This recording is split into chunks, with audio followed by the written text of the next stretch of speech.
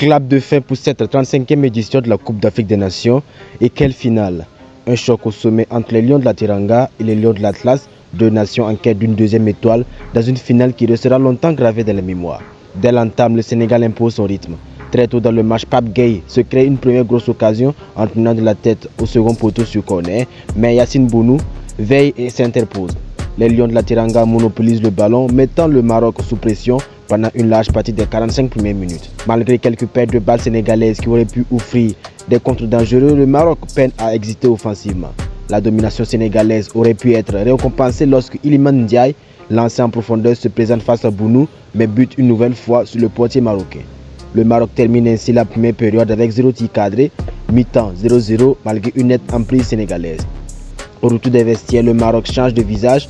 Plus entreprenant, les Lions de l'Atlas se procurent enfin des occasions, notamment par El Kaabi, qui manque une passe en retrait, pourtant exploitable dans la surface. Le Maroc pousse, mais le Sénégal reste solide et dangereux en contre, à l'image d'Ibrahim Baye, dont la frappe est stoppée par Bounou.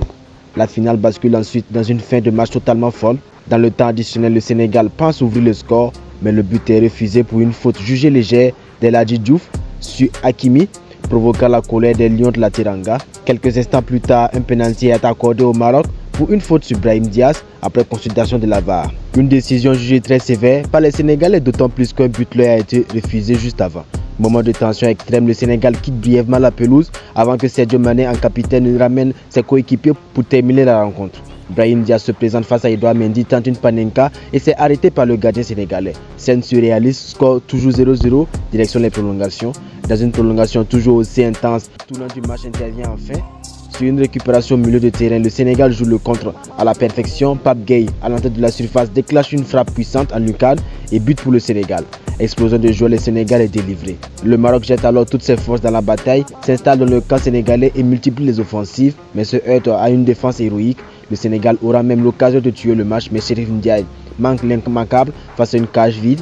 Un raté sans conséquence, verdict le Sénégal de nouveau sur le toit de l'Afrique et victoire 1-0 face au Maroc après prolongation. Les Lions de la Teranga remportent la CAN 2025 et inscrivent une deuxième étoile dans leur palmarès après celle de 2021.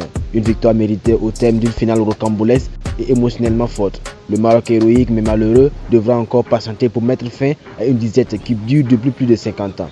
Une finale complètement dingue à l'image de Sen 4 2025.